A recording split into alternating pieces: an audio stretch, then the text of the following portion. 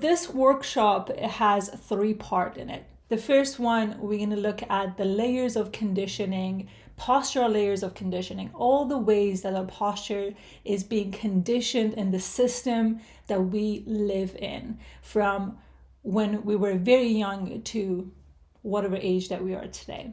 And then we're looking at how we responded to those conditionings. What are our adaptation? What are the patterns that we go in there as quickly as possible when life gets challenging? And even sometimes doesn't even need to get challenging. That's the pattern that we typically feel comfortable in, and we want to uncover that, and we want to understand that a little bit more. And then lastly, you will be given some exercises mainly around breathing to be able to tie all of these together. And I'll give you some tips on day-to-day basis how to bring that rhythmic essence back to the body so we can find that fluidity in our posture. So before we get into the whole layers of this conversation, let's do a quick anchoring and check-in with our bodies and see how we feel. Wherever you are, find that comfortable seating or lying position. And if you can, really notice if you are leveled on your pelvis, on your butt cheeks, and can you, especially if you're seated, that's more noticeable. Can you balance yourself in a way that you are more equal, or your weight is better distributed between both butt cheeks? And if you can, look around the room that you're in and just noticing objects around you, the environment that you're in, gently moving your eyes maybe up towards the ceiling, down towards the ground. Maybe if you can, look at your body.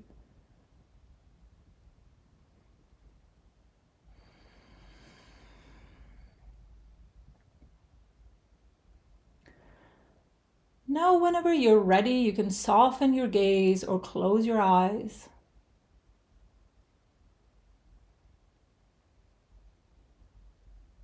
And bring your attention to your breath without the need to change anything.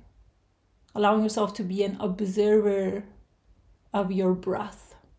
And if the body at any point want to change the breath, let that happen. But you're not thinking it through. You're sensing it through.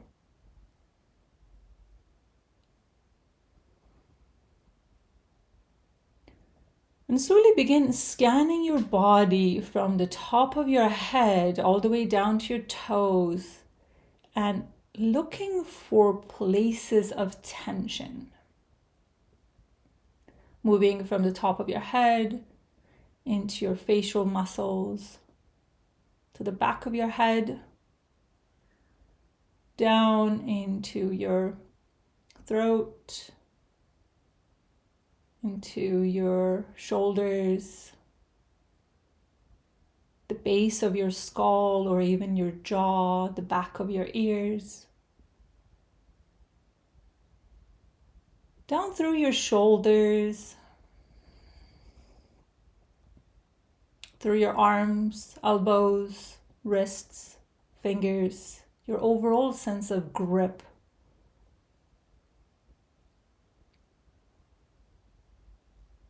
Now around your chest, the back of your body, your ribcage, down into your solar plexus, into your belly, into your lower back. Your entire pelvic floor, the structure of your pelvic floor and your pelvis. Down into your legs, upper legs, hamstrings, quads, IT bands, inner thighs. Down into your knees, front and back. Into your shins and calves. Down to your ankle and your feet.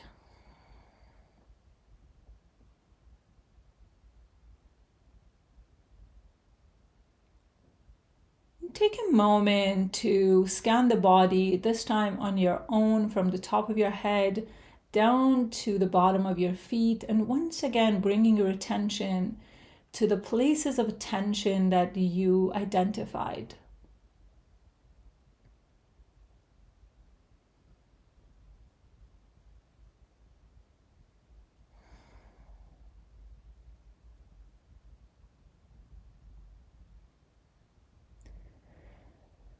And now pick a part of your body that the tension is known to you.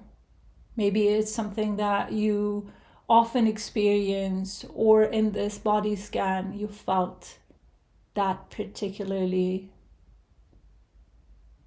more. If they're all equal, then pick one. Just bringing your attention to that place of tension.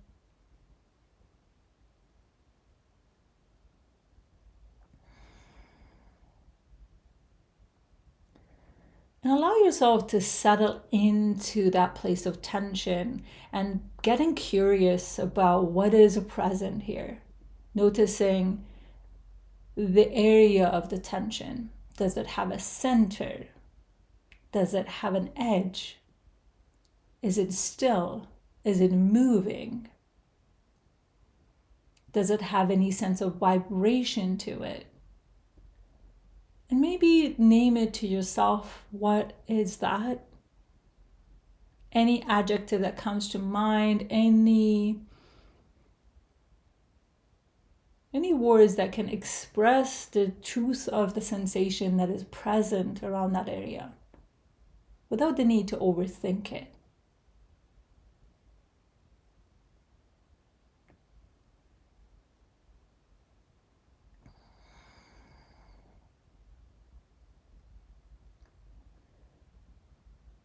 Now find a spot or a part of your body that feels neutral or soft.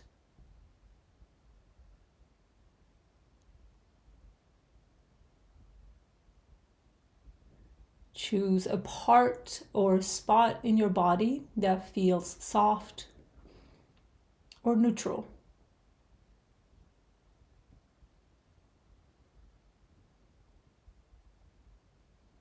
Now bringing all of your attention to that part. And once again, get curious about the sensation that is present.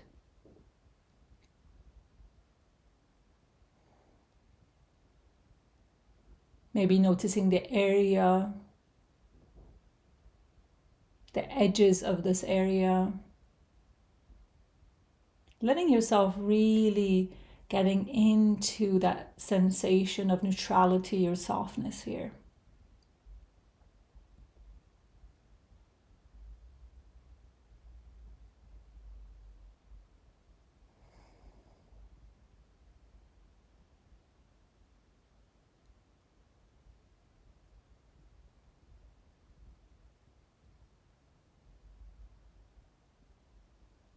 And now we're gently traveling back to that place of tension that you chose. And noticing what is present now. Did that change? And still getting curious about what are the sensations that are present. Again, getting curious about the center or the area of tension. And just noticing if that's moving, if there's any pulsation, any heat, any coolness.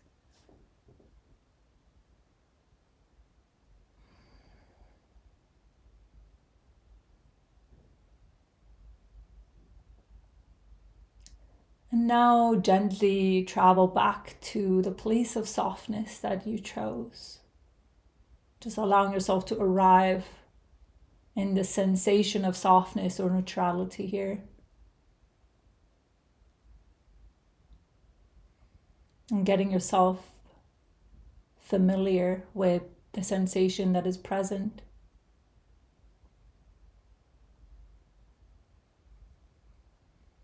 It's a beautiful opportunity for letting your nervous system and your body renegotiate harmony.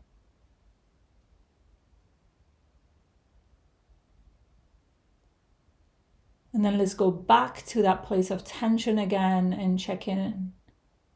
Has anything changed? What is present?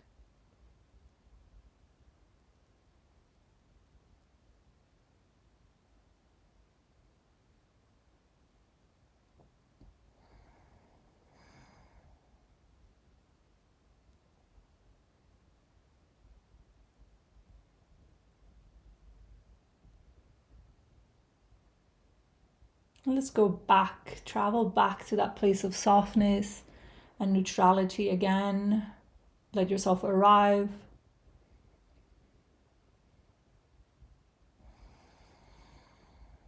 Now we're going back and forth a little bit faster. So we're going back to that place of tension. Let yourself arrive here. Notice what is present. Now we're going back to that place of neutrality and softness again, hanging here for a sec. Just noticing what is present here.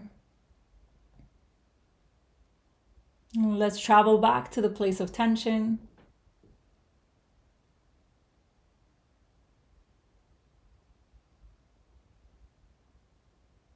And now back to the place of softness.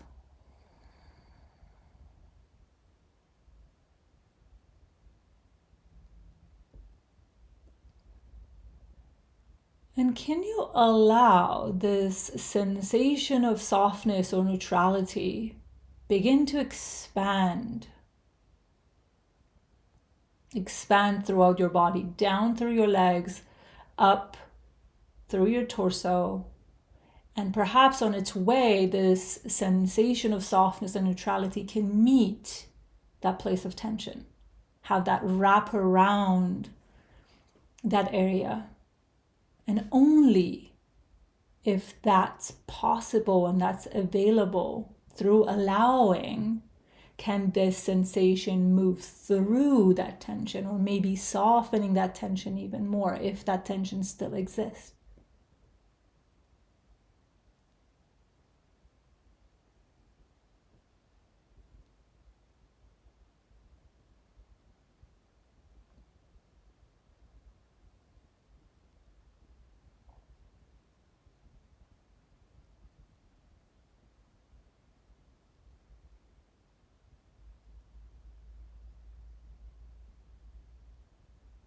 Let that expand and spread all over your body, especially around or through the place of tension.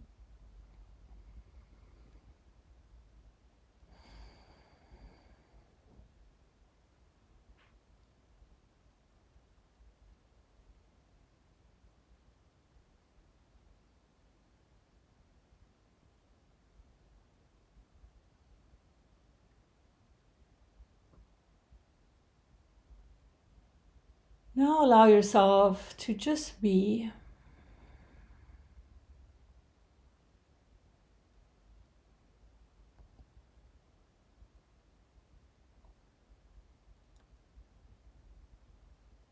And can you feel the weight of your body a little bit deeper on the ground that you're seated on the chair that you're seated on?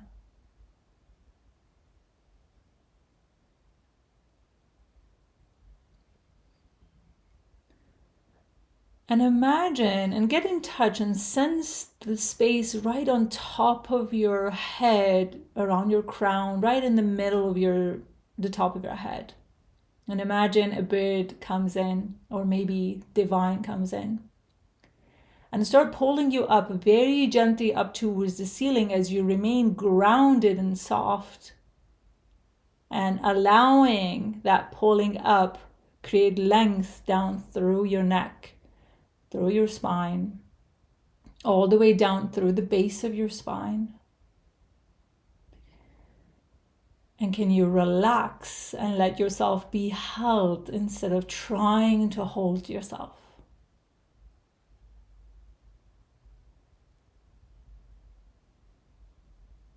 And this is what I call the posture of neutrality, where you get to hold polarities, you get to become the observer of what is happening in your body, in your world, in your life.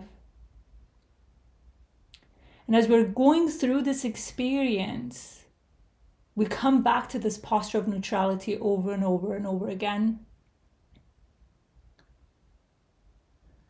And see how far and for how long can you remain in this posture of neutrality as we're going through this experience today.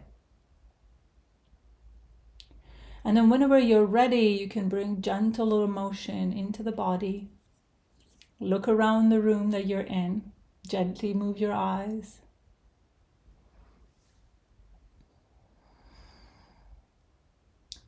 And come back to the room.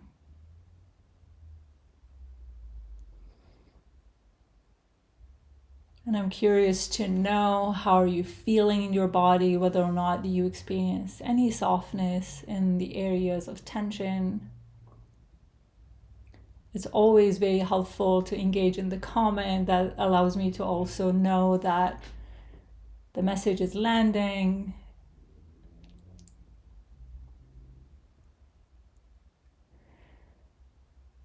And when I talk about the posture of neutrality, around the idea of posture and how we move and how far and how long can we stay in that posture of neutrality, that also applies with anything that I'm teaching today. So some of the things that I might teach, it might be triggering, it might be uncomfortable, or it might even be challenging on the exercise portion of the class. So how far can you relax into that posture of neutrality and observing what's coming up for you, and still, discerning what is right and what is wrong for you. And especially when we do the exercise portion, I always say, discern what is available to you. I always try my best to give a lot of explanation, make sure that it's landing. But at the end of the day, it's your body. So I'm curious, because I've seen some familiar names in the space. I want to know how many of you have explored and worked with me in other containers, the posture classes I've done, or the monthly unconditioning, so I can get a sense of how much I need to be explaining some of the context. Maybe put a 1 in the chat if you're returning, and put a 2 in the chat if this is the first time you ever encountered my work. Yeah, 2, 1. We have a lot of newbies. So my name is Hediye. I normally go with Hedi. I am Iranian Canadian and I live in the UK. And I've been doing this work for nearly 10 years. I'm a mindfulness teacher and a body worker, and I originally started my work very much heavily on the biomechanics and exercise part of this work, which is really important and still a big part of my work. But over the years, through my own injuries, which I will get into a bit more in today's session, and then also the clients that I worked with, I realized all of the stuff that we've been conditioned, we've been trained to believe, it's very much segmented. It's not the whole picture. And we need a lot more to be able to finally move beyond what keeps us stuck and in pain. And I teach those who've tried so many different things to finally move beyond what keeps them stuck and in pain through nervous system regulation, breath work, and posture focused strength training.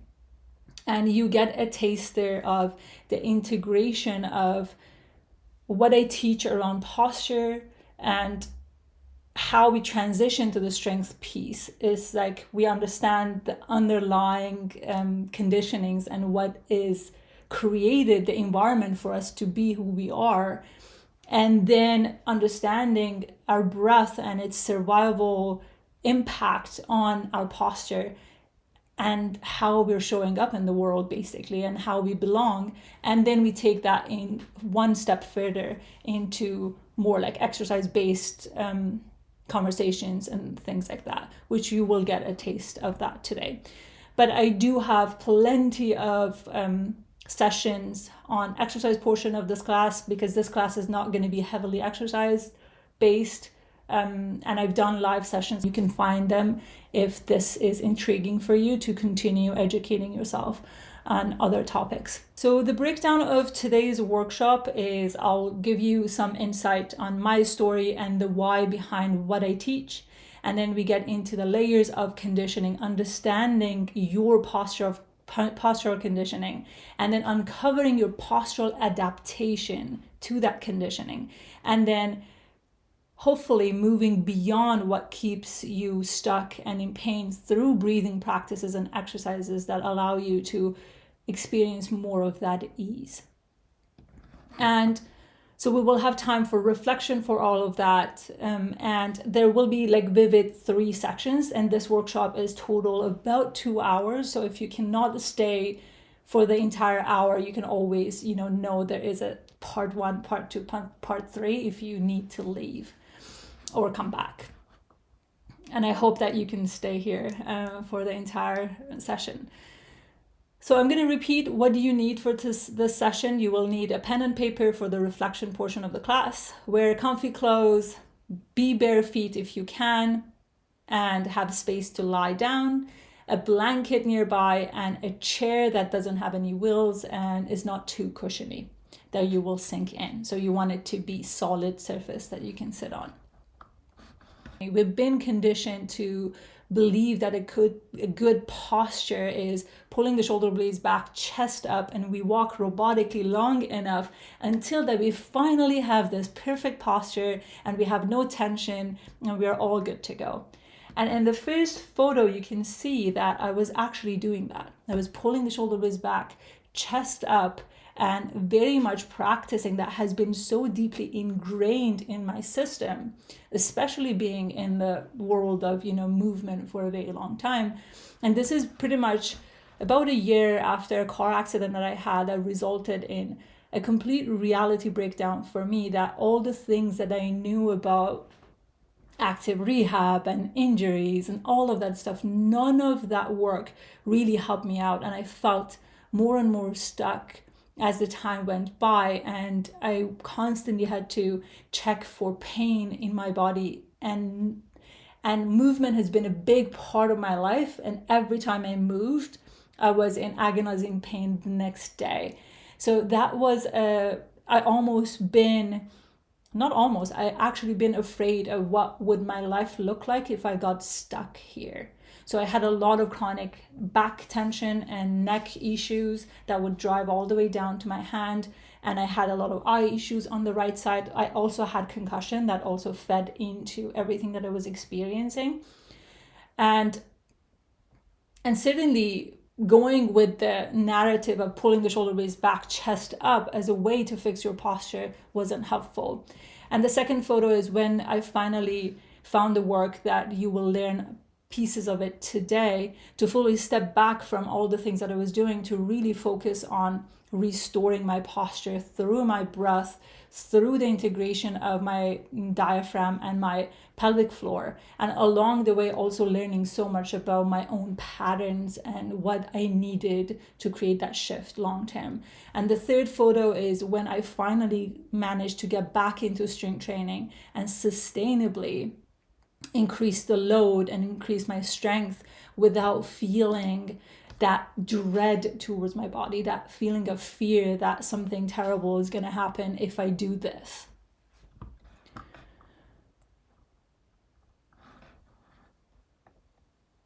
And we've been also conditioned to believe that our posture is limited to our shoulders and our neck. We hear about the nerd neck or the screen neck posture or the rounded shoulders.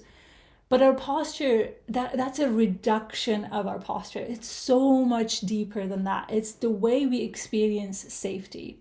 And if we are not experiencing safety and stability in our entire system, we need to find ways to create stability in the system.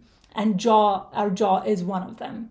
and we create that tension. And as you can see in this photo, everything in my body was oriented towards the right, which I will get into a little bit today.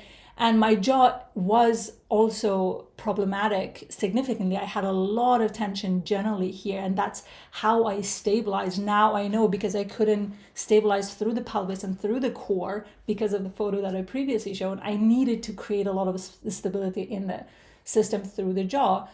And also, I have a background of doing braces, and that hasn't been done significantly. If I really want to address my jaw issues, I need to take another route. But I'm using this photo to show that only by doing the work that I'm about to teach you in terms of integration of the core and the pelvis, my jaw improved, even though I haven't really done anything specifically for the jaw per se.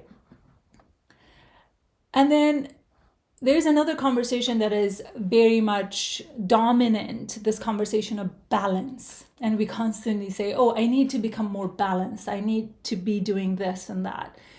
And I feel like in the context of human body, pursuing balance is redundant. We never get to that balance because we are a symmetrical being, meaning we have the heart on the left and the majority of other organs are situated on the right side of the body.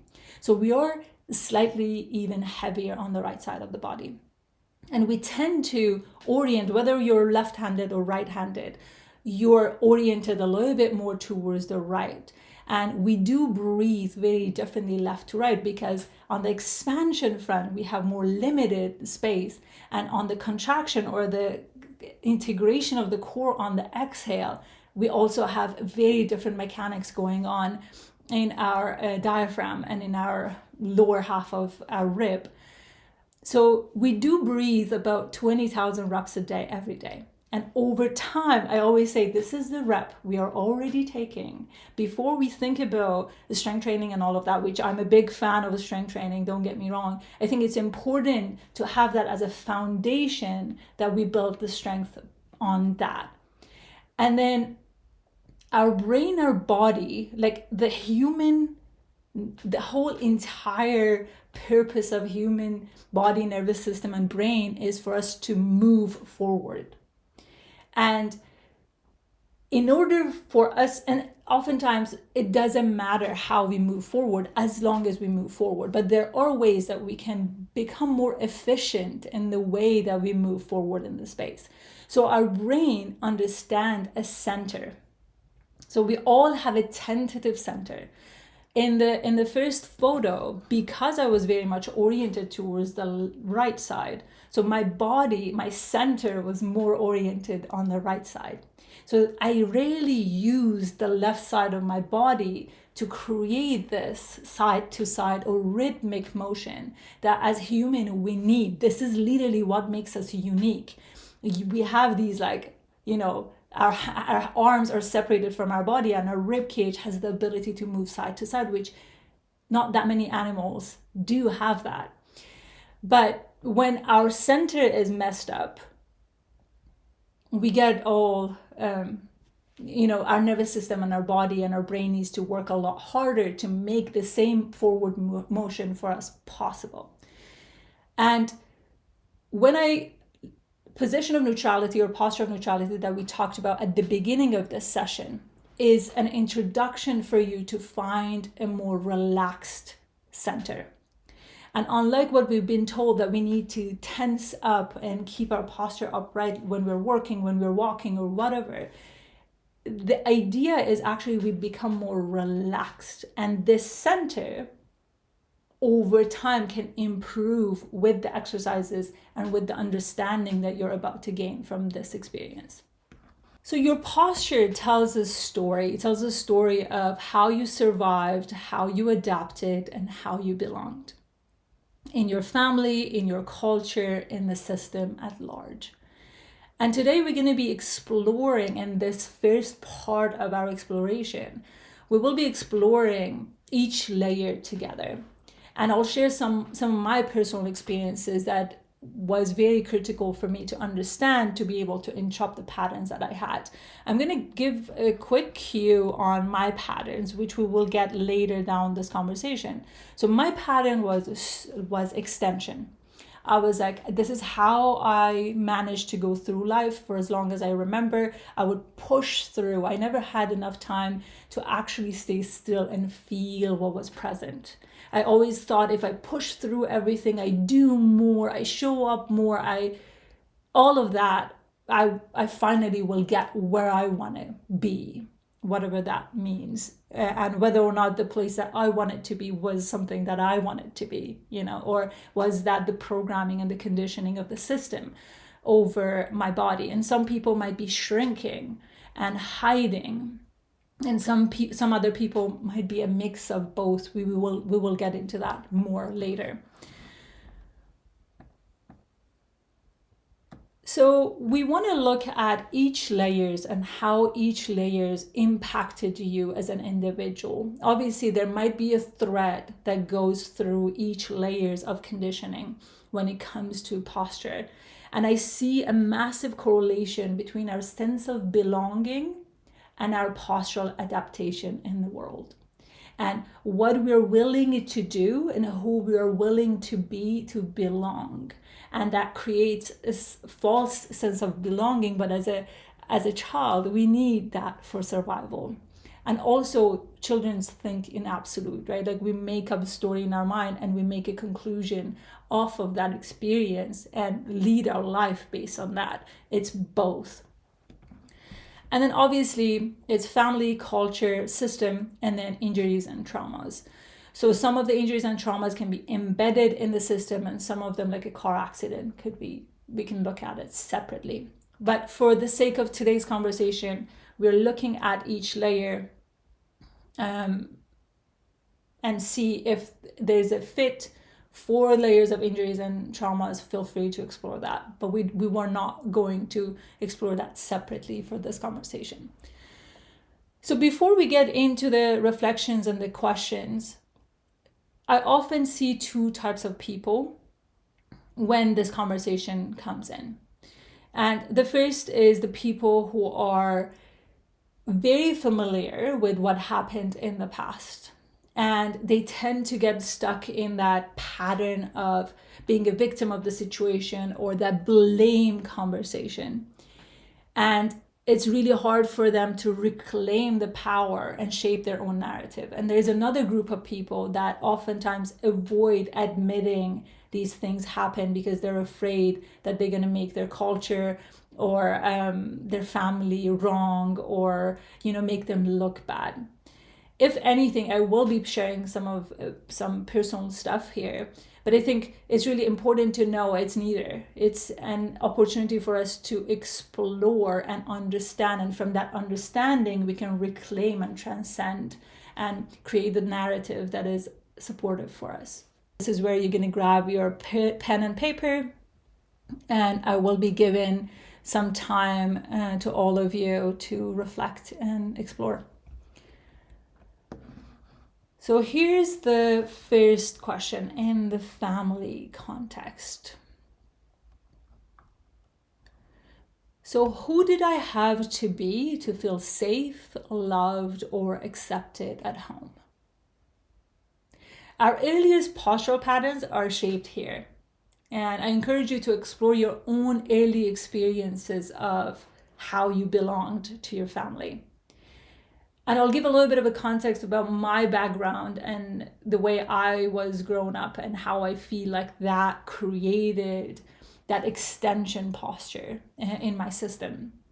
So my mom was 16 when she had me. I mean, she already had 2 miscarriages before that, and she was very anxious, very young, very unsupported. And my dad was about 20 years old. He already lost a dad, and he lost a mom right before I was born. And then he was responsible for basically his entire family to provide for them. And by the time I was 4, my brother was born immaturely. And basically my mom and my brother had to be in a separate room for 3 months to just make sure that he will survive. And I always felt this strong sense of tension in our household, and this feeling of my parents are not able to regulate, or not, obviously not in the child mind, but now I can see as a child I felt that there wasn't enough room for my feelings and my needs, so I needed to suppress it down and claim independence so I wouldn't be another burden on their shoulders. So now my question for you is, who did you have to be to feel safe, loved, or accepted at home? So I'm going to share this in the chat just in case that you need. Yeah, the hiding because it didn't feel safe. Yeah, 100%.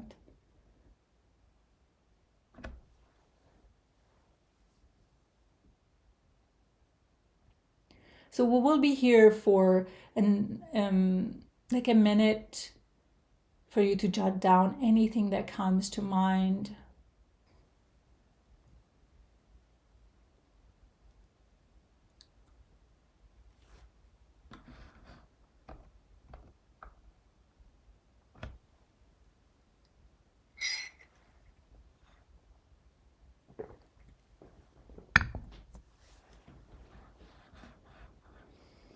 The peacemaker. Yeah.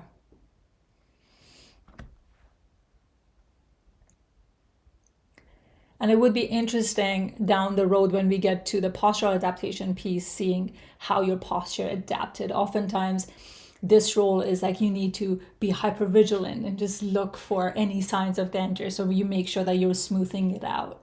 And how does that really present in your life and how you carry yourself as a whole?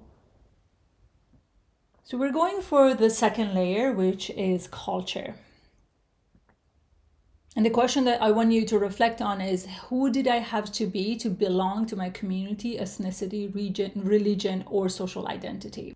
And it's no surprise that culture leaves its imprints on us and how we show up, in both psychologically and in the way. I really believe that posture is that psychological or like psychosomatic representation of how we learn to survive. In my case, even though patriarchy, you could say it's in a larger system, which it certainly has been in the larger system, but in my close family and community, patriarchy was so woven into my inner circle. And I rarely saw any women in my family or relatives growing up who had a voice in their own homes, let alone in their communities or doing something more important. The majority of the women that I've seen, they never had a job. They always relied on their men to provide, and they had to basically suck up a lot of issues to just be provided and to feel safe. And at the same time, my dad always believed that I could be and do whatever I could do. And he always said, oh, you're different and you can do it. But then the idea that you're different in my mind was, oh, yes, I am like them, aka other women in my family, which also creates another sort of separation in the psyche, that you need to create that split to create that individuation, because this person believes, or my dad in this case believed, that I could be whoever I wanted to be. And so what I did was, I manned up. And I developed a lot of masculine traits growing up. Even I remember as a teenager, I would cut, like a lot of my life, I would cut my hair short and wear baggy clothes.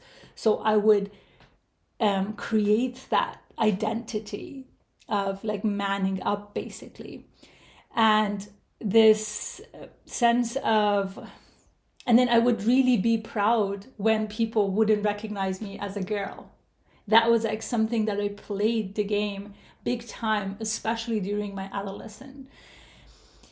So that's something that, you can reflect on, that also go into that idea of pushing through. Yes, I'm a woman, but I'm going to push through to, I am not enough, but I'll do everything in my power to be enough, right? So that's the narrative that really created that dynamic in my life. I'm going to read the comments in a second, but there's a second part to this. And I always been having this strong intuition and that desire to connect to something that is greater since I was a kid. But then I grew up in an Islamic regime that was Islam used as a way to torture, to make people basically miserable. And we always had this almost dissociation that because they've done all of this to us and we've been harmed, then we can't believe in that God, and then that really distorted my idea of the divine. And religion and generally like any spiritual tendencies was something that to be avoided. And I even remember one day I was praying and my dad literally laughed out and said, "Oh, are we doing this in this household? I thought we're done with this." And I know it's very different than the majority of other narratives out there around spirituality and discovering that connection to the higher self. So really seeing what are those threats in your life. So I'm going to give it a minute or maybe 2 minutes here for you to reflect, and I'm going to read some of the comments, which I'm really excited about.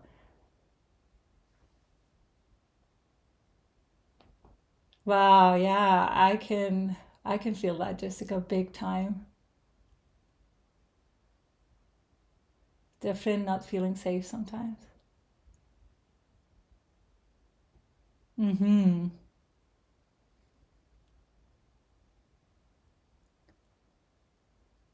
Too much masculine energy to be fully independent and survive. 100% Sophie.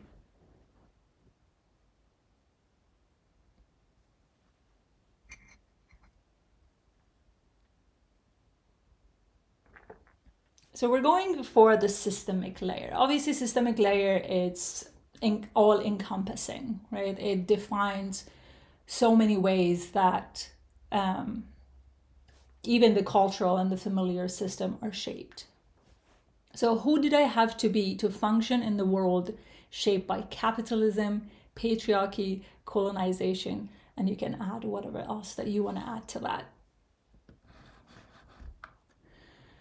And in my personal experience, I was born and raised in Iran.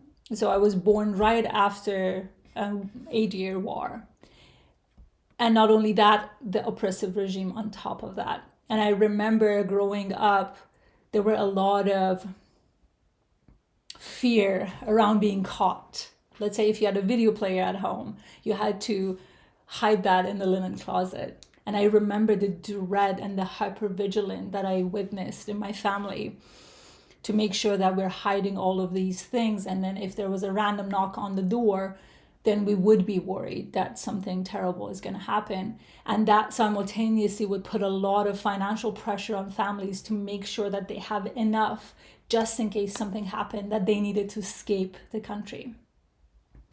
And money became the god in so many ways. Obviously, money is a loaded topic that I'm not going to get into, but I think in the absence of that spiritual practice, especially in a culture that spiritual practice was historically was a big part of it, then money was replaced and then also became the way people survived and had leverage if anything bad happened to their family. And then in my early 20s, I moved originally to Canada. And then it was like, now we are immigrated to West.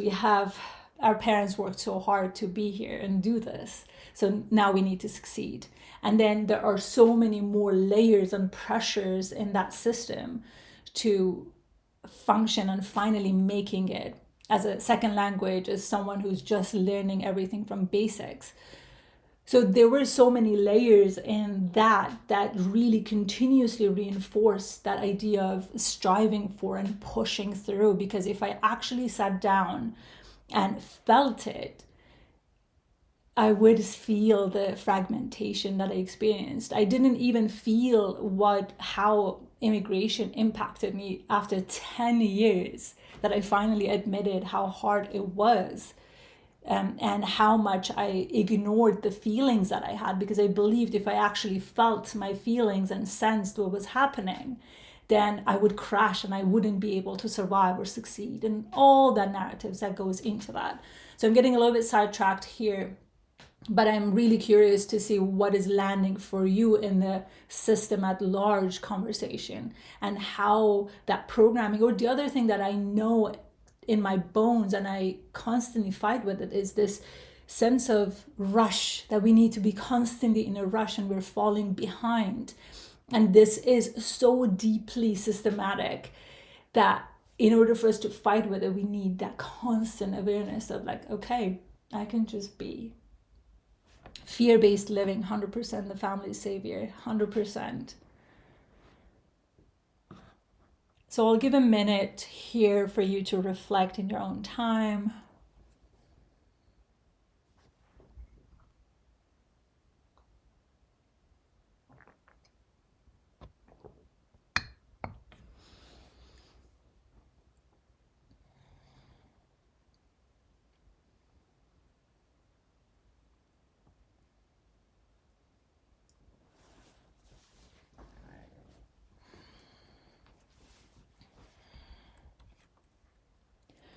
So before we go to the next part, let's do some shaking and some moving to move the energy a little bit. I normally play music, but because the recording will be available, I didn't want to have the copyright issue. So we will be using our inner music to shake and to move. So let's all come on up to standing if you can, or even if you're seated, just make sure that you're shaking. Just start moving with your wrist, just like feeling as if, you know, you've got water on your hand, you just want to shake it off. And just move it and let that movement, that shaking, move up, down to your forearm, into your upper arm, into your shoulders. And then the same thing with your ankles, and let that move up to your upper leg, to your pelvis. And then if you can, bounce up and down, just have things moving. And sometimes with these conversations, some somatic stuff will come up, some new thoughts will come up, just giving yourself a moment to ground back into your body, inhibit your body here. So let's keep that going for another 10, 9, 8, 7, keep that going. 3, 2, and 1. Let's come back.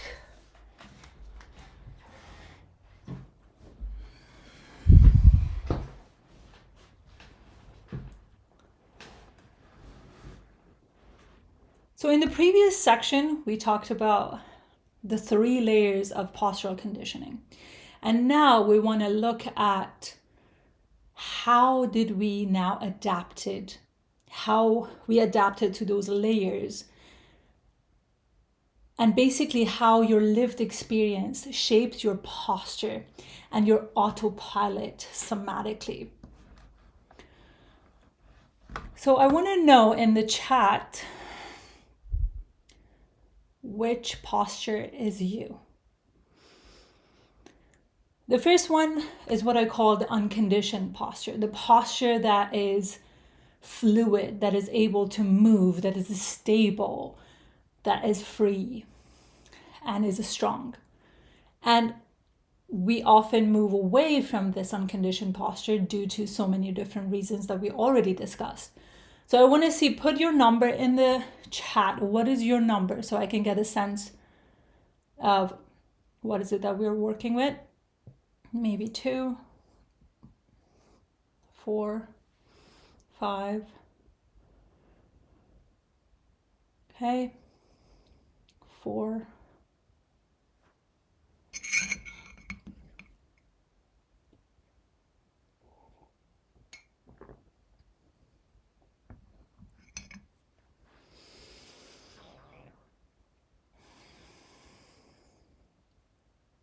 Between 3 and 4.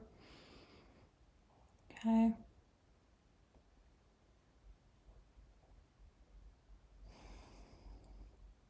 So each of us respond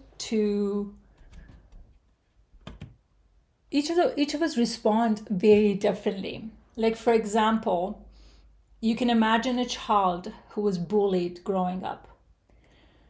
So oftentimes the typical adaptation that we see, they either become very aggressive and a bully, so they would never experience that ever, or they become very timid and hide and shy away and almost trying to hide so they never be the subject of a bully.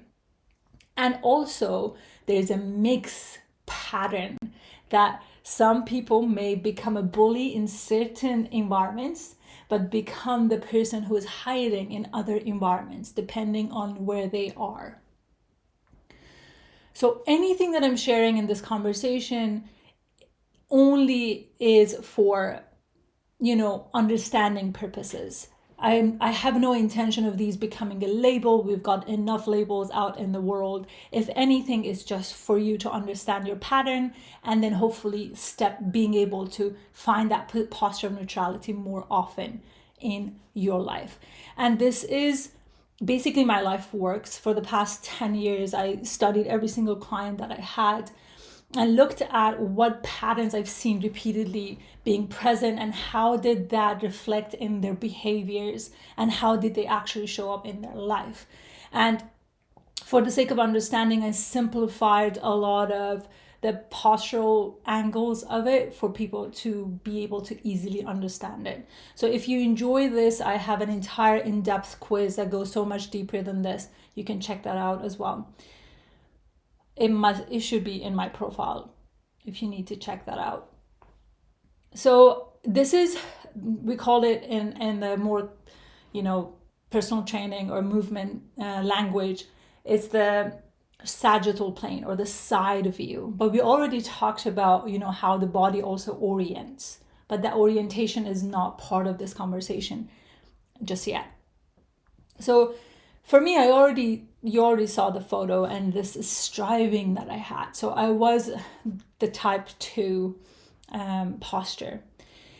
And over time, through this work and through this understanding, and a lot of it was also movement-based practices, a lot of breathing practices to create this change.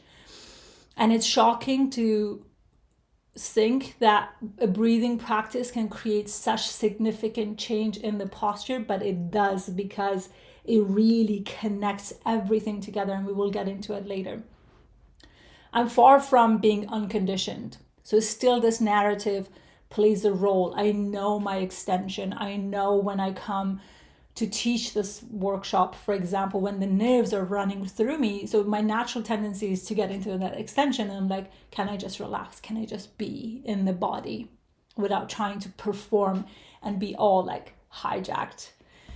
So we're going to review all these types, or like different archetypes. I created 3 main archetypes for this conversation.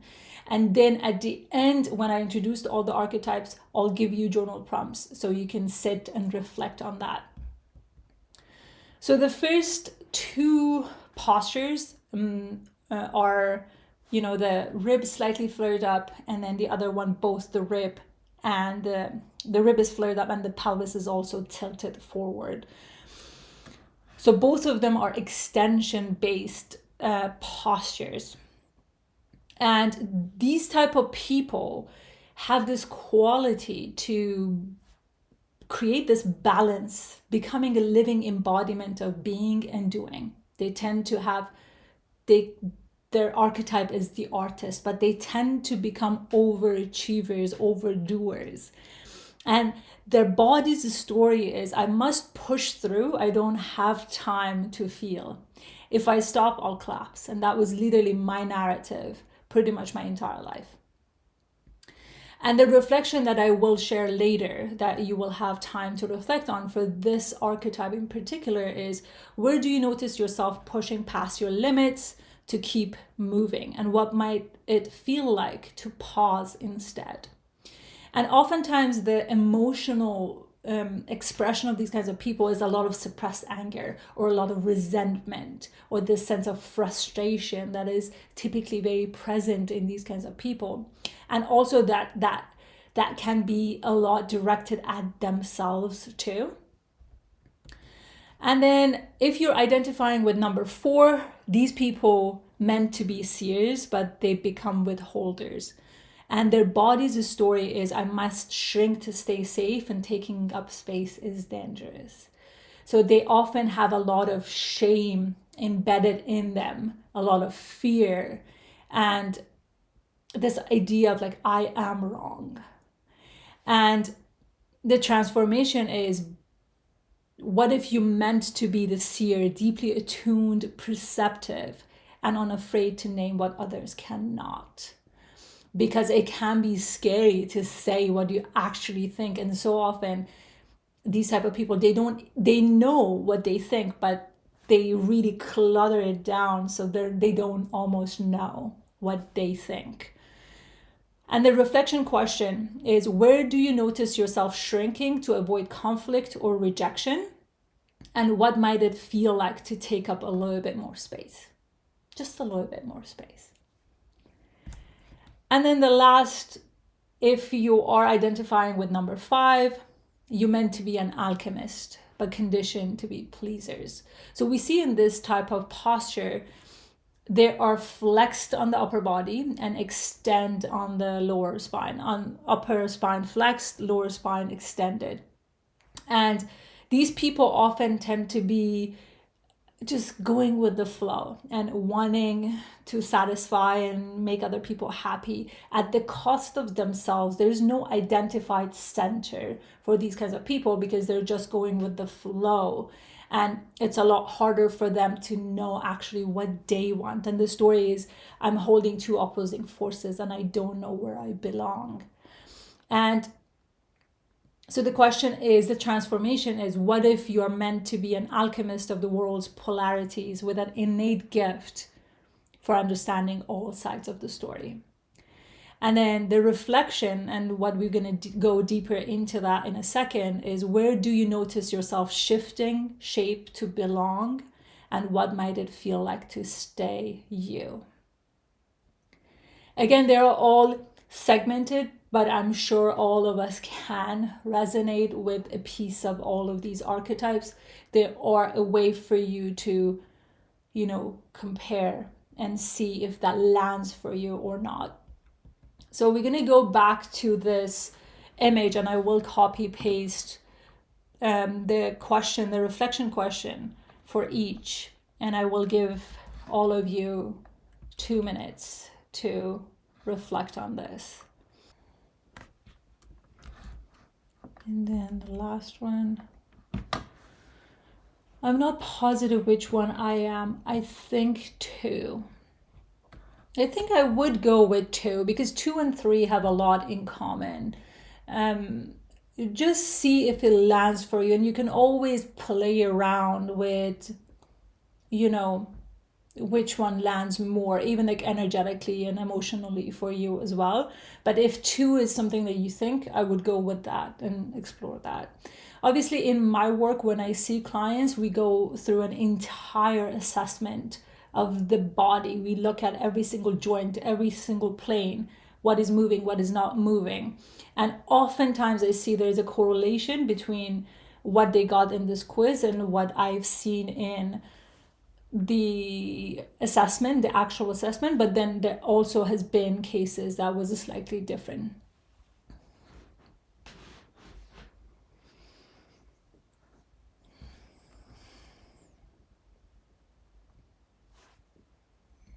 So we're getting into the part 3 of this workshop. So we talked about the layers of conditioning. We talked about our response to those conditioning in the form of adaptation. And now we want to talk more tangibly. Okay, how can we address that? What does that mean through the biomechanical lens and the nervous system lens?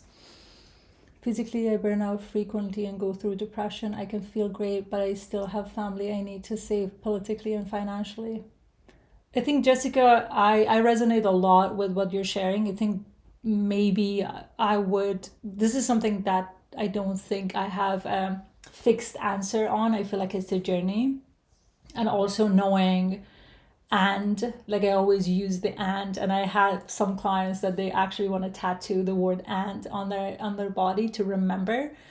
I think and is the bridge, and also it's the body. It's like, how can both exist as much as possible, right? Like, how can I exist and be sovereign, have my needs met, and also be able to support and be with my family? And sometimes that can be triggering, that can be uncomfortable, but it's something that we get to explore for ourselves and see if there's a way. And for me, it's been a journey of figuring that out. I know that's not an answer, but I hope that's helpful. I noticed that people often acquire illness or autoimmune conditions after a bad accident or a heavy emotional scar. Yeah, I agree, Caroline. Yeah, 100%. So we're shifting gears a little bit. Like I said, we're going through that more biomechanical lens, more exercise-based stuff, but through the lens of breath. And breath, and obviously breath is the tool for us surviving, right? And also it can be the tool for us to restoring our posture and restoring our presence. So I'm going to debunk some myths in this conversation first, and then we get into the exercise piece. So I already talked about this at the beginning, showing my own photos of pulling the shoulder blades back, chest up as a way to fix my posture. So that's probably the least productive way of improving our posture. And I'll debunk that in a second, showing you what actually happens when we are pulling the shoulder blades back, chest up. That's not new information, I'm sure, to any of you, that our lung is located in our rib cage. And for the rib cage to expand, for the lung to expand and take enough oxygen in the system, the rib cage needs to expand 360 degrees for the lung to create that capacity, to have that capacity for more oxygen in the system, just from purely survival standpoint. But what happens when I'm pulling my shoulders back, chest up, and walking through life like this? The first thing that happens is I am creating contraction in the back. So I'm basically creating limitation in the back of my rib cage that doesn't allow for proper expansion of the lung, let alone the entire mechanical thing that needs to happen, or neurological things that needs to happen for us to actually move effortlessly in this space. This is number one. Number two is when I'm doing this, what happens is creating a lengthened abdominal muscle that doesn't allow for a nice integration. So we'll get into that in a second. So oftentimes people confuse a six-pack with strong abs. That means nothing. Actually, some of the weakest core that I worked with are people who have six-pack, because that's a very like the top of the surface level core. But there is a deeper core that actually is like a corset wrap around you and create like a cylinder in the system. And when we're doing this, we're actually preventing our system to create that cylinder shape, create that intra-abdominal pressure to stabilize us. So that cylinder shape is really important because it really drives that force and creates that connection between the rib cage and the pelvic floor muscles. So when I'm walking like this is very different than if I'm actually keeping things nice and stacked and walk around. Like just walking as an example, you can address that to everything. And so many people shockingly have extension problem these days. So they're a lot more extended than is necessary. And I think maybe perhaps the whole notion of asking people to pull the shoulders back, chest up narrative really getting caught up. Like now it's catching up to us. That is creating a lot of postural issues. And the hardest thing that I find is with people who have this kind of pattern is teaching them a way to step out of it. Like instead of doing this, constantly stretching this way, so finding a better way to release that tension. And the third issue with this is the rigidity that it creates in the system. About 80% of our efforts is spent on forward movement in life, and then our nervous system capacity. So our nervous system capacity already is working really hard to find the most efficient way of movement. And when we're creating that rigidity in the system, so we're actually stealing that sense of flow in our body to naturally move and being able to be adaptable and moving side to side, let alone the rotational ability that is the most human thing that is going to be taken away from us when we're pulling the shoulder blades back and chest up. So if you've got that habit, no matter what posture you're in, I'll encourage you to really take a deeper look, and I'll give you an exercise as a substitute, because if we have a pattern, in order for us to change that pattern, ideally we need to have a better pattern to replace that. So being able to practice day to day to create that change. So this is, again, especially for the entire posture list that I already showed you, this exercise is not helpful, the pulling the shoulder blades back, chest up, but especially for these postures that they already have extension in their system, it's a lot. And that creates also a lot of neck tension in the system, a lot of jaw tension, because of that natural expansion doesn't happen in the upper body, and we need to stabilize a lot more through the neck because of that. So the second myth that I hear all the time is this idea of, if you have your jaw or like your neck forward in that forward position, screen neck, nerd neck, there are so many names for it. So oftentimes we see this exercise of tucking the chin in, and it's becoming more and more common that people do that to fix the forward head posture, which it's really important to recognize that this is an adaptation. This is a response to an actual problem, a survival problem. Yes, we can say the screen affects that, working on computers affect that, injury affects the position of the neck and all of that stuff. But still, we need to go even deeper than that. So oftentimes, the majority of the people that have that forward head posture, they also have a collapsed chest. So talking about breathing, probably you already know, right? Like the lung is not getting the expansion it needs. We don't get enough oxygen. So the head needs to move forward just a tiny bit each time to open up the airways for the breath to come in. And there has been some research done that there is, like, I don't remember the degrees, like each degree of change in the neck increases the volume of the oxygen that we can take in.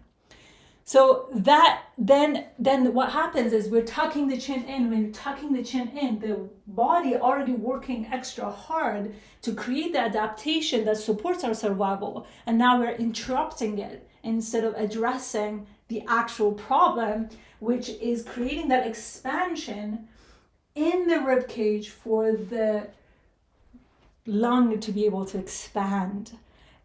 So then automatically, the majority of the time, all the neck stuff will go away. And so again, this is one of those exercises that we see commonly prescribed to people with these postures. I think they are number 4 and 5. And so that is affecting creating a lot more issues in the system without addressing the breathing element. So now you might say, okay, so what is your solution? You said all of that, you debunked all of that. If I'm not pulling my shoulder blades back to fix my posture, if I'm not tucking the chin to fix my posture, and there are so many other, like a lot of stretching like this. And one thing that I commonly see in clients more and more is this idea of our shoulder blade has lost this ability to move away from our spine. And then why? Because they're so much fixated in this position. And then just that losing that ability is taking away a lot of our movement variability and our ability to move freely in this space as a result of that.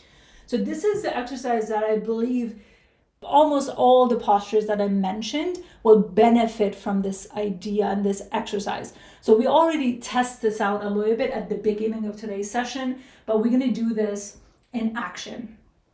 So all come on up to standing. And just take a moment to maybe look down at your feet, make sure your feet are parallel to one another. And just take a moment to see how are you distributing weight between both of your feet. And see if you can make it a little bit more balanced, a little bit more centered. And so many people tend to be locked through the knee. Basically, they're pushing the ground away through the locking of the knee. If that's you, soften the knee, not bending too much, just soften, just relax the knee. It doesn't have to push the ground away. And what happens naturally, we're becoming more, our weight comes more to the middle of our feet, and that's where we want to be. We call it the posture of neutrality, which is not a fixed place. It can change over time. So now, feel all of your body weight is going down towards the ground beneath you. And just really sensing the way that the ground pushes up against you as well. And then now imagine there's a string attached to the top of your head, gently pulling you up towards the ceiling. And then letting that pull going down to your neck, to this entire spine, all the way down to your tailbone. And then also feeling the length on the inner part of your legs, like all the way there. So feeling that length moving up. And then when you find that length, so many people lifting their chin up. That's not necessary. I'm not talking about lifting the chin up. I'm really thinking of like the entire spine moving upward while we're still remaining very much grounded. And then you can have your eyes resting forward, not too high up, not too far down. And then can you relax in that pull? This is the most important piece of it. So many people, especially if you're identifying with posture 2 and 3, and you tend to be overachievers, you're often overdoing things. You need a lot more subtle movement here. So let yourself relax. And just take a moment here, maybe soft inhale. Nice relax, exhale out. Allow yourself to notice any shift. This is very subtle. And just feeling the space in front of you, feeling the space to the side, feeling the space behind you.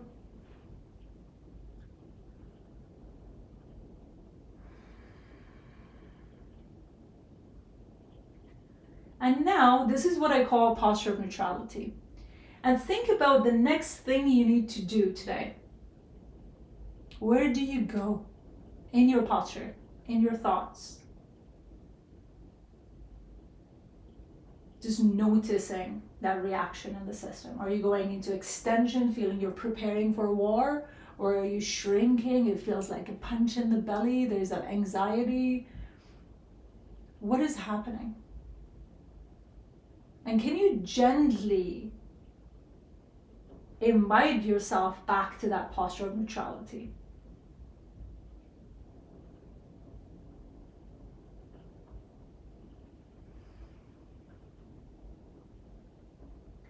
And then as you're slowly walking back to the session, can you remain in that position of neutrality a little bit longer? This is such an easy practice that you can do literally anywhere, like seated or lying down or walking. It's such an easy adjustment to create that change. So I'll demonstrate that on the chair if you're working a lot behind your computer and you want to have that sense of reset in your system. So feeling, a lot of people like sit more here. I want you to sit closer to the top of your hamstring here and feeling that sit bone on the chair. So not too much that you're overarching the lower back, just like really feeling your bum on the chair. And we're doing the same thing. If you have a chair that you want to test it out, you can. So finding that length above you, and just allow yourself to relax in that, soften in that. This idea of letting yourself be held instead of trying to hold yourself. So we're so conditioned to constantly hold ourselves, tighten ourselves, and just letting yourself relax. And if you want to make that as part of your routine to take a break in between your working day, maybe you also look around the room that you're in.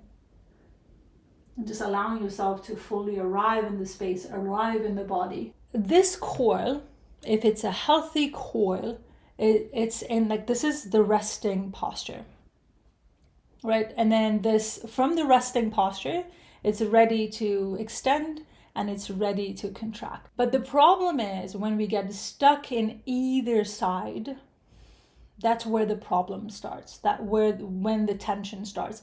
Obviously, these conversations are becoming important when you're experiencing pain and tension in the system. There are, like, I've seen people having like very interesting postural orientations and adaptations, but they don't experience pain, and that's okay, right? Or they don't experience tension. But as long as that's something that we want to explore and we want to look at, that this becomes important. And I talked about the posture of neutrality a second ago. This doesn't mean that we need to be staying in that posture all the time. A healthy posture has the ability to extend and flex and then come back to the resting position. But when we're extended, so obviously our resting position is also becoming slightly more extended. If you're flexed, our resting position is a slightly more flexed. So that's the idea of the perception of the brain of our center, right? Like we saw in the photos that how I was oriented towards the right, and that was where my center was. Still, I would benefit from this posture of neutrality exercise, but I needed to over time improve that perception of the brain, that where my body is in the space and how safe I feel using the other side of my body. So this is becoming really important because oftentimes in our culture, we like binary, we like the opposition a lot. Like we're like, oh, this is bad, then this is good. This is good, then this is bad. But that's not how it works with the body. It works with this idea of we need both. We need both to be able to transition between the two. So I always think about self with a capital S in IFS conversations, right? Having that anchor, that middle that can hold the directions both forward, back, side to side. We can create this adaptability and this elasticity or springiness in our posture when we learn to actually use our diaphragm, to be able to actually expand and use and breathe through our diaphragm effectively to create that chain effect, to create that pressure in the core. And it can go like, you can, if you are into spiritual practices, you can find so many synergies between what I'm talking about and how in spiritual practices that can be resonating as well. In this conversation, I already touched on this idea of finding a better center, or creating more elasticity. And the other thing that is really important to mention is as humans, we need that side to side movement. We need that rotational movement. So many people today, if we get them to do rotational stuff, straight away they feel it in their lower back because they're so stuck in their rib cage. They have no capacity in the system to create that side to side movement. That's why oftentimes when clients come to me with a lower back tension, the first thing we look at the pelvis, the core, and the rib cage, and slowly bringing that orientation. If I don't create that slowly, the nervous system will go into that shock state and we will be dealing with pain over and over and over again. We want to create that expansion 360 degrees in the diaphragm, create a stability in the entire system, and then also creates harmony between the left and the right side of the body because of the differences that I already mentioned, right? We have the heart on the left and the rest of the organ, the majority of the rest of the organs are on the right. So we have that asymmetry going on. So we need the breathing to do what it needs to do to create that harmony. And now we're going to get into how can we use our diaphragm to create that stability in the system. If you look at this image here, I didn't know how to use my diaphragm. I was pretty much a belly breather. And this is also the other conversation that is often hard to have, because so many people are neck breathers and we try to bring them a little bit lower down and we get them to do belly breathing.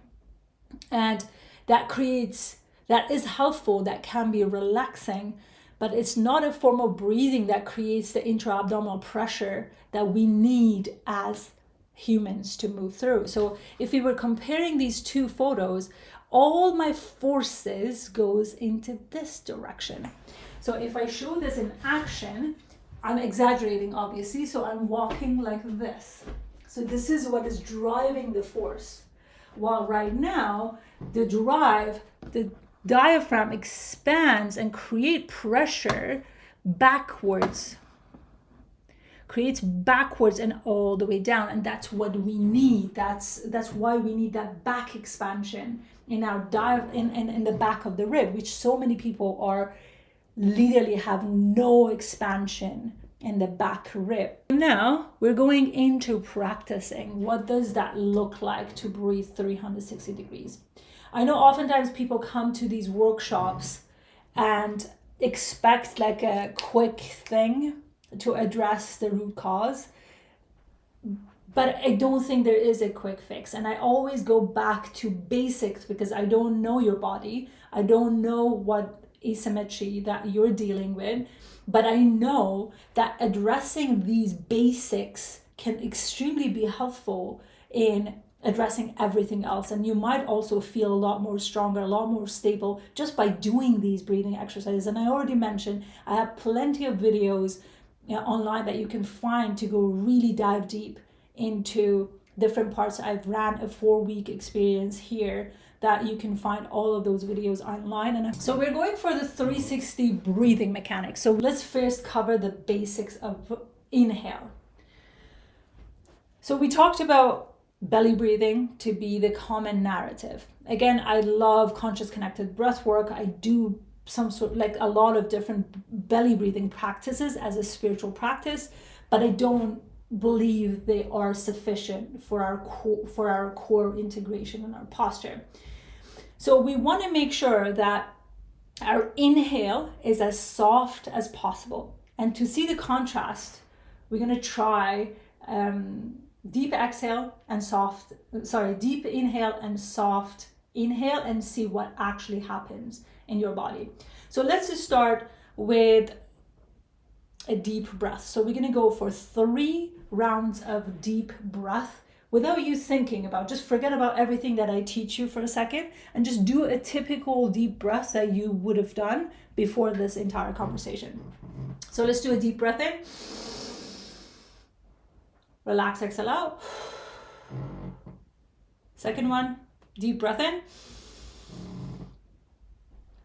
Exhale out. Last one, deep breath in. Exhale out. Now we're going to do 2 more, and I want you to notice what's actually happening in your neck and in your rib cage. Okay, so still deep breath. Exhale out. 1 more. Okay, so if you watch me, I'm going to actually sit down so you can watch me. So when I'm deep breathing,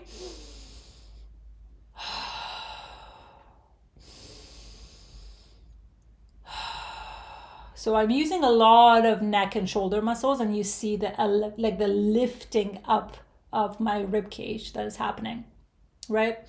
So the neck and the shoulders are secondary breathing muscles. The diaphragm is the primary breathing muscle.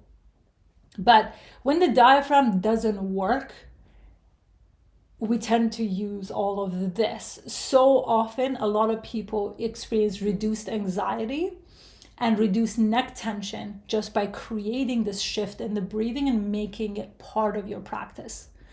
So we start by soft inhaling now. I want you to see the contrast and see the difference. So start by a gentle, soft breath. The idea is there's no sound to the inhale. Okay, so let's practice that. Soft inhale. Relax, exhale out.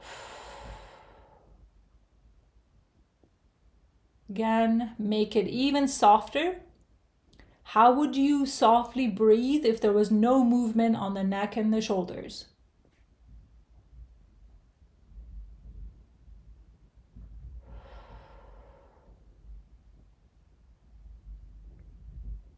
And if you can connect with that length above you, whether you're standing or seated doing this, that would be even better. So let's do that 2 more times.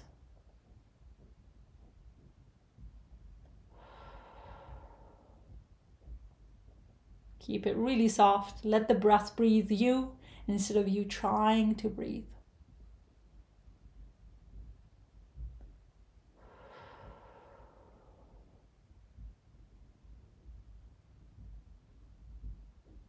Okay, now we're going to test it out 2 more times, but this time you're not feeling a lot of expansion in the belly either. So not so much on the neck, not so much on the belly. Obviously, if you get a little bit in your belly, that's okay. But the idea is for us to get as much expansion as we can in the diaphragm and in the rib cage. And again, the belly and the neck, there are secondary breathing muscles. They need to work when we are activated, when we're exercising or we're under stress. So in day-to-day posture work, moving around, we don't really need to breathe and use all of that stuff. Okay, so let's try that 2 more times.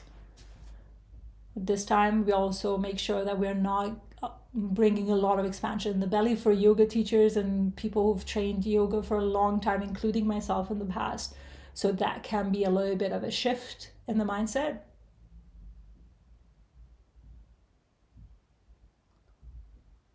Relax, exhale out. Remember, there is no sound to the inhale.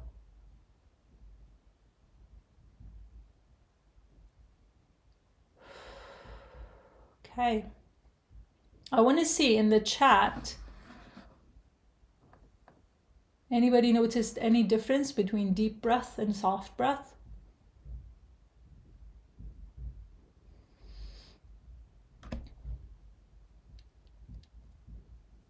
And if you did in the soft breath, if you feel like where did you feel the air more? Or what was the shift?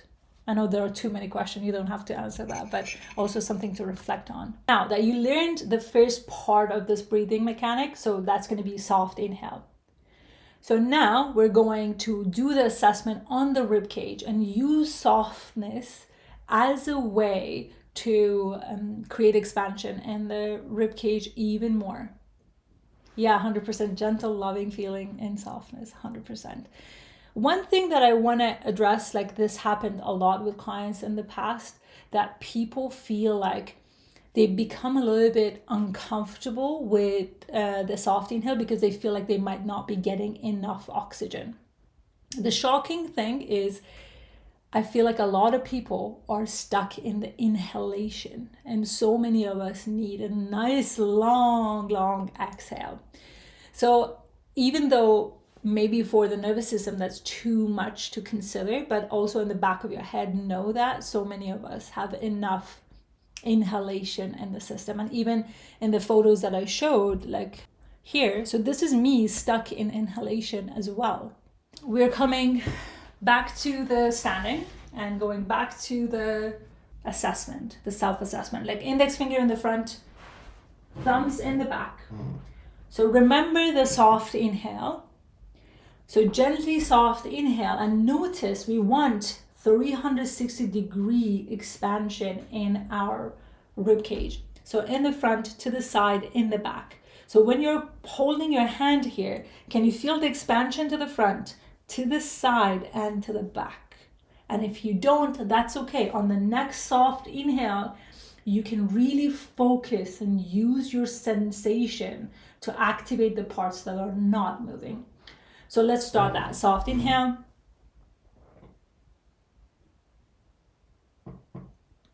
And nice relax exhale out. And for those of you who have shoulder issues and this position is really difficult, you can always use a band or like a, you know, I don't know, like something as a reference point to hold that is easier for you. But for the sake of today's conversation, you can just get a sense of what I'm talking about and then have your arms relaxed. But if you can, keep your arms there. So we're going to be here for about 5 rounds of breath for you to really explore. Expansion in the front, expansion to the side, expansion in the back.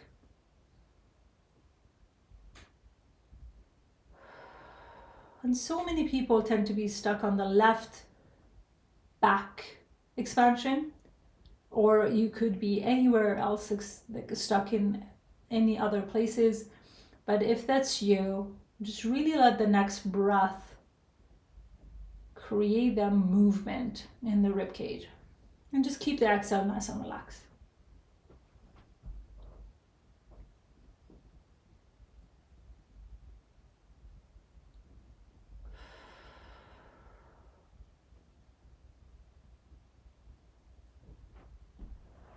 Let's do 2 more here.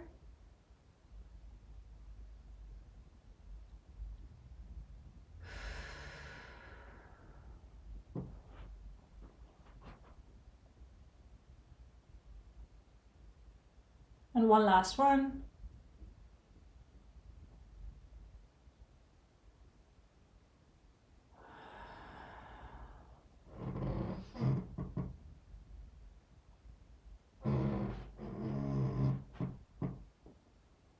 Okay, so now I want to see if you started to move things that didn't move at the beginning of the breathing. So maybe put a 1 in the chat if that was the case for you. Have you started noticing something wasn't moving, and then as you started focusing on that soft breath and focusing on that movement, you managed to make that move? The right side engage. Yeah, so then stick with that. So we're going to do the same exercise down in a lying position in a second after I covered the exhale piece. And then that might create a little bit more of a relaxed state for you to be able to move things a little bit better. So now we covered the inhale. So the soft inhale remains one of the foundational things that we continue doing as we're going through the next 2 exercises. So now we want to cover the exhale. So I'll show you 2 different variations of the exhale, and you choose based on which one created more contraction for you in the system, in your core. By contraction, it's really important that we're not looking at a crunch. Okay, so oftentimes when I tell people to create contraction in the core, they automatically go to the crunch because that's been the narrative that we've been fed on. So remember that we want to maintain the length of the spine and create contraction in the system. In a crunch exercise, so we're actually shortening the spine. But with every exercise that we're doing today, we want to maintain the length of the spine and create core engagement. So we are often looking for side abs integration. Like these muscles is what we're looking for. It's not a burning sensation.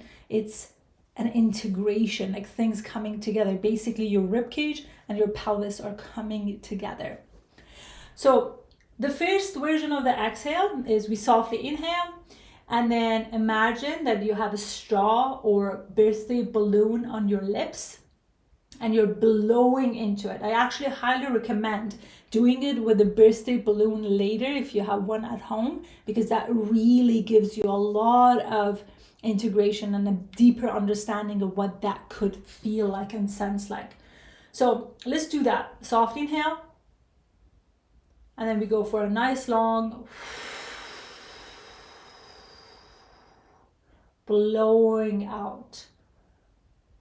And then you feel things coming together. Ideally, we want to maintain that integration as we're going for the next soft inhale. And then again, blowing out. We try blowing out like a birthday balloon or a straw first, and then we change it up later, okay? So soft inhale and nice long exhale out. Feeling things coming together. Again, soft inhale. Nice long exhale out.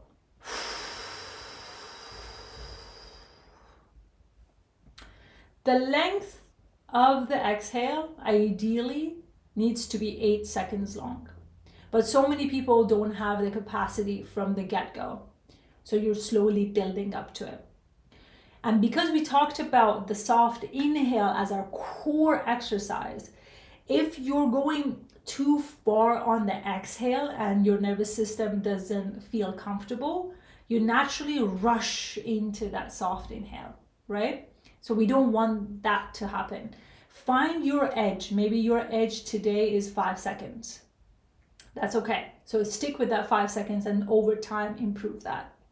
So now we're basically everything about the exercise is the same. The only difference is instead of blowing, you're sighing it out through the back of your throat. Okay? Some people feel a better integration when they're sighing it out. So you're going to test out for yourself and see which one works best for you. So let's do that. Soft inhale again. Nice long exhale out.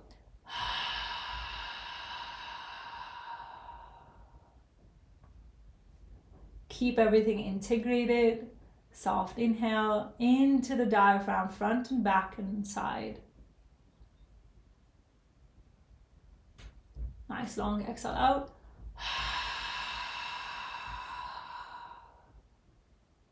Let's do one more here.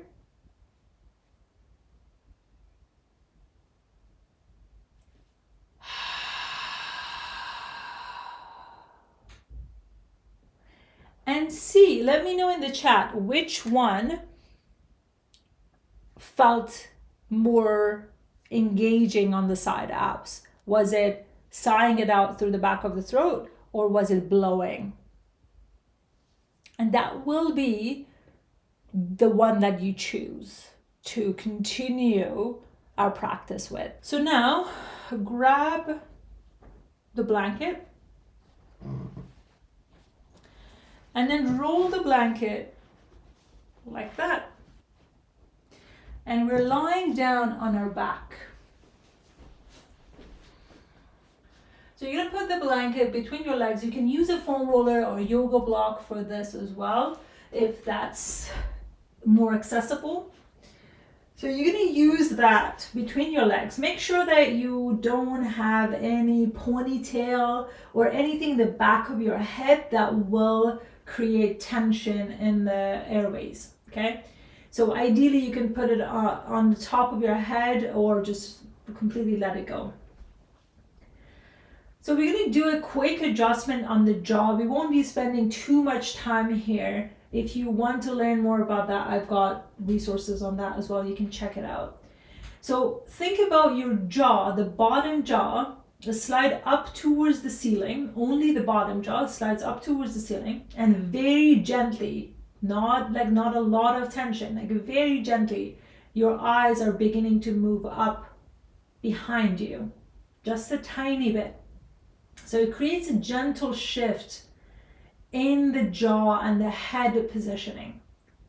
And then you can bring your eyes back down and let go of the jaw. And just notice if your breathing has changed. Take a soft breath in.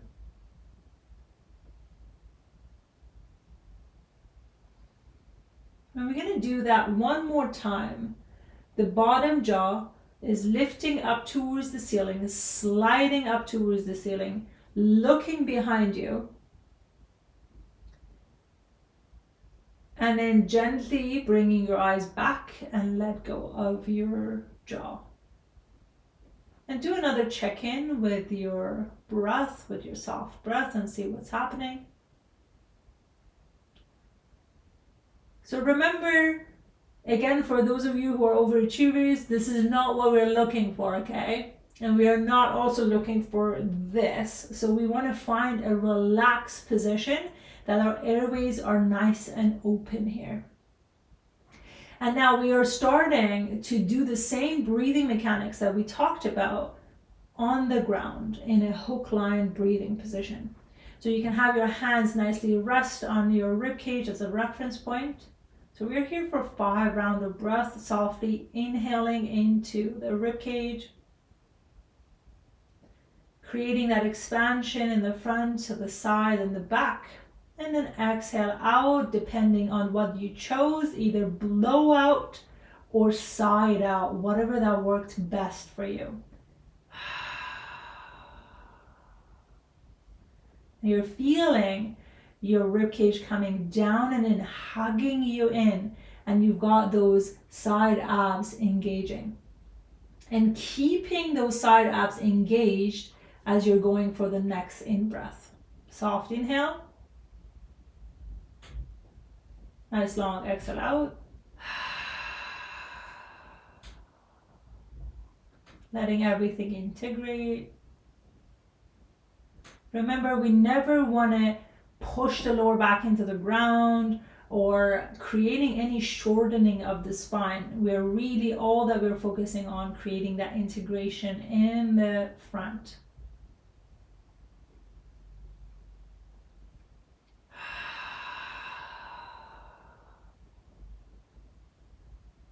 So we're here for 2 more. Soft inhale. Nice long exhale out.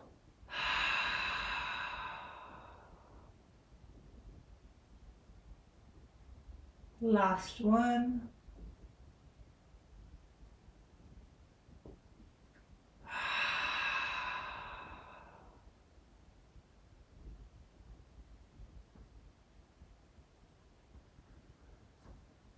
And you can slowly come out. So this is such an easy exercise for you to wake up in the morning and do that for 10 reps.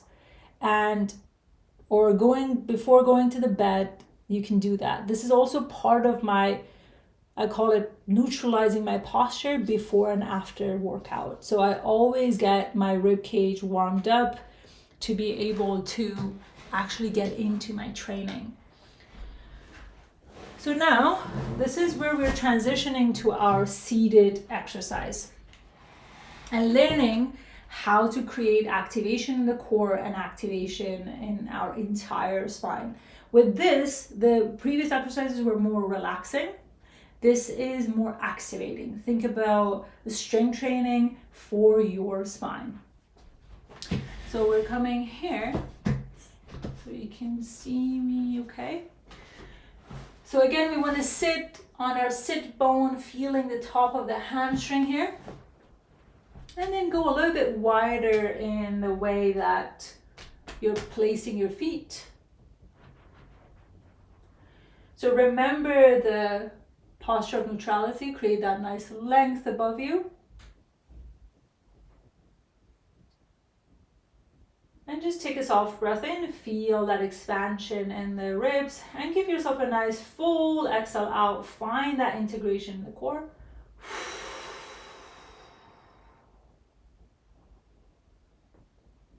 Let's do that 2 more times so we can really find our center here.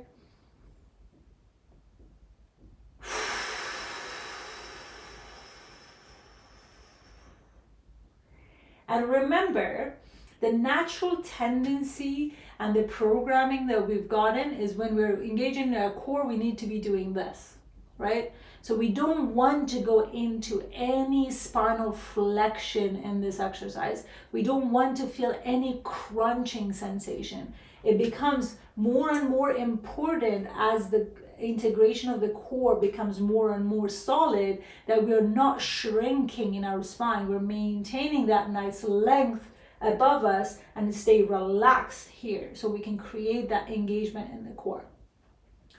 So you have a few options for the positioning of your arms. So if you've got a lot of shoulder stuff going on and it's not comfortable for you to hold your arm up, so you're gonna get into this position. So the idea is we want to create expansion in the front and in the back, right? So the idea is the elbows are moving out in this direction. So constantly thinking as if there's a force that is pulling your elbow forward, that the shoulder blade is sliding to the side and expanding to the side. So as if you're growing wings in the back, we want the shoulder blades to come out like that, okay? So oftentimes people do if you think about chest press or like flies like that, so people tend to do this, and that's not what we're looking for. What we're looking for is this idea of the shoulder blade moving out, and these muscles, serratus anterior, these are the muscles that needs to get engaged to hold you in that position, and they're crucial for that entire core integration, okay? So now that I explained for 5 minutes, let's get into an actual exercise. So this is for those of you who have shoulder issues, and for those of you who don't have, this is gonna be the position that you're holding. So again, the idea is creating that expansion in the back and maintaining that. Just by being in this position, naturally you're feeling a lot of calling forward to integrate the core better. So let's get into that position. Remember the length. I know there are too many things to remember, but just trust the process, and over time it's just gonna land and you understand how to do that. So create that nice reach, create that nice length. So we are inhaling, creating that expansion, 360-degree expansion in the ribcage, and then we go for a nice long exhale out. Let everything nicely integrate in the middle, in the core, no crunching whatsoever. And then soft inhale while you're maintaining that integration. Soft inhale. Nice long exhale out.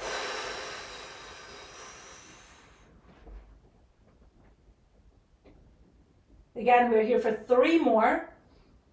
And you can choose whatever exhale that works best for you. Either sighing it out or blowing it out. That's up to you.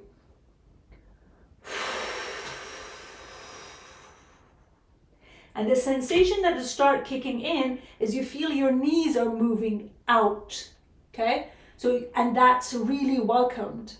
And feeling that integration, and then ideally when you're really tying everything together, the top of the butt is also kicking in, and that's really powerful if you can get to that sensation. So let's go for 2 more here. Soft inhale, maintain that length, full exhale out.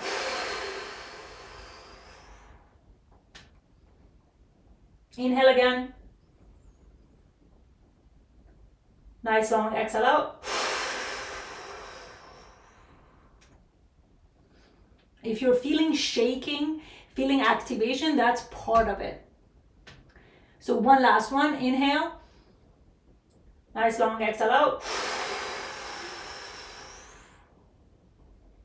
Now, see if you can go into apnea, just pushing the air. Let's do that one more time. So you fully exhale, and then even though you feel like there's no more air left, you're gonna do more of until there's no air to come out. And if you can, pause for a second, and then we get to rest, okay? So create that nice reach, inhale, full exhale out. Now we're pushing out.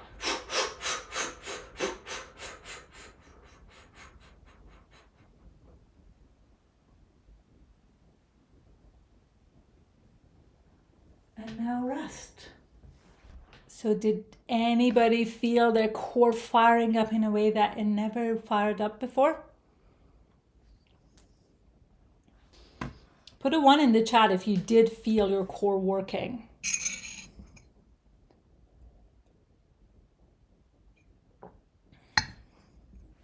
Good. Nice. And put a 2 in the chat if you felt, not only you felt the core, which is going to be number 1, you also felt the top of your butt right here kicking in to stabilize you. That tend to be a little bit more advanced and over time you get into it. But I'm wondering if anybody got that number 2 as well, felt the top of the butt kicking in. Nice, look at that. Good, perfect. Well done. So this is one of my favorite exercises, and I know it's not easy to do, but if you do that for 5 to 10 reps, let's say for 3 weeks, you notice a big change in the way that you're holding yourself and how you're feeling your core integrating. And that's going to create a massive shift in your sense of awareness of your core over time. Yes, shoulder blade expansion. That's very necessary for that to happen so you can actually create that core integration. And the top of the butt wouldn't kicking in if we didn't get that expansion in the back. Well done, everybody. Okay, so I'm going to wrap up this session with a few simple ideas that I feel like we're so much out there trying to find the thing that helps us, right? These are some of the things that I found to be extremely helpful to regain our rhythm. Our nervous system and our posture enjoys rhythm. I always think about rhythm and posture as a way that you're like, it's like a lubricant for your posture. It's really easing things in and making things more comfortable. With everything that we talked about, the breathing practice, let's say you do the 5, lying down, do 5, and then coming up into that seated position and do the breathing, and then go out for a walk, right? And then seeing if you can create that rhythmic movement. How can you create a rhythmic movement when you're walking? So going back to the idea of, so many of us don't actually use our arms except like moving our mouses and things like that, right? So we need those arms to move. So a very easy way to adjust your walking to create that rhythmic. Obviously, you can play music that has a rhythm and see if you can find the rhythm naturally as you're walking. And then the second thing that happens is you want to make sure that the opposite meet. So the opposite leg and the opposite arm are going to be meeting each other in the center as you're walking, like that. So that's the natural rhythm. So that creates a lot of ease in your posture, in your brain, and everything. So do a couple of these breathing and then go out for a walk and just create this rhythm. If you have some fun music to play, just move with the rhythm of the music. I've seen that people do a rhythmic exercise and then we see that their assessment improves. Let's say if they have limited range of motion in their shoulders, I'll get them to do a rhythmic movement with dancing and music, and then that assessment improves. So that says a lot about how rhythmic we are as human beings and how much out of rhythm we are in this culture that we live in. And then dance however that you feel good, however that brings you joy. Like, have a playlist. One way that for the past year and a half, obviously the majority of my work is from home, so I made friends that we do co-working, but I made it now, it's a ritual in my community that we do 25 minutes of work and then 1 minute of dance, and then we do a bit of chit chat and then go back to work. So that 1 minute of dance with have your own fun playlist that you're moving to can create such a different energy in your posture. We're so busy trying to find that perfect work setup that we can sit for hours and do work. I know that's necessary for some works, but I think so many of us don't need that. I always say I actually intentionally make my workspaces uncomfortable so I can actually stand up, move my body. And dancing this is such a beautiful way to incorporate that into your routine if you're working from home. And that's an idea, you can play with. Again, so finding activities that bring that rhythm with music. And then if you want, I also run on conditioning practice monthly. I think the next one is happening next week. I don't remember the date. I should have checked before the session. But we do a lot of work with music on that session to process the month and set intention for the upcoming month. If you want to join for some music and fun, that's certainly the place to be. And I think that's where I'm going to leave today's session. And if I want to actually do a quick check-in and just notice, after all that we talked about, all that we've done in our bodies, just maybe soften your gaze for a second, just check in, especially if you've been here from the beginning and you've done the original somatic inquiry with me, and just noticing how your body has changed.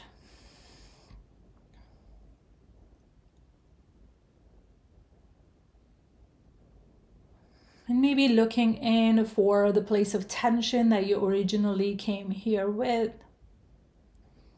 And just noticing how they're feeling.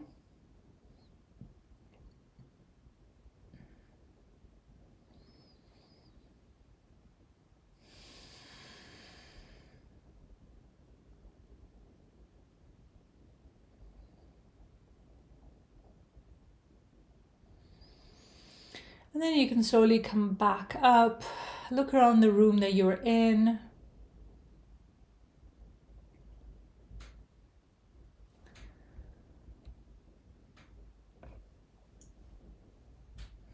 And gently come back to the space. Amazing, I feel much more connected to my body and aware of my body. This is making me very happy.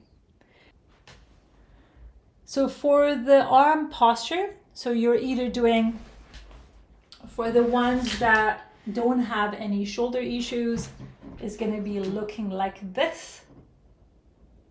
And then if you've got shoulder issues, it's going to be like this. But it's not like, I'm not closing the front rib. I'm actually keeping the rib open and I let these muscles to carry me. Any other questions, comments? Is the neck tucks recommended or not? I personally don't do them and don't recommend them. But I think it's always go back to whether or not it has been working for you. If it has been working for you and it feels good doing it, go for it. But from everything that I learned in the work that I do, opening up your chest is a lot more effective than doing all the tucking. If you do open up your chest and we actually address the root cause of the movement of the neck forward, then we can do the neck tucks without worrying about closing our airways. Have you been in the part that I debunked that point, just to make sure that you were there when I was explaining that? Let me know in the comment. If not, I'll quickly review that. Okay, cool. Yeah, that's sort of where I'm at with my understanding. And I also have done the neck tuck exercises, both myself and the clients. It just never helped or made significant progress personally. We're slowly coming to a close, and I don't know if you can hear the rain outside. It's getting really, really loud. Thank you so much for joining me and spending this time with me. I really appreciate your time and following along, and I hope this workshop served you. This has been a massive transformation for me in my life and helped me out, and I'm committed to share that with the world and make my work as accessible as possible. So if you've got kids at home, if you have partners at home, family at home, I encourage you to teach the soft breathing to them, to teach the diaphragmatic breathing to them. It's things that I feel like everybody need to know, and sometimes we get at this age and just learn, and it can be such a powerful skill to teach them to connect with the force that is available to us. Thank you so much for joining me, and I will see you in the next one.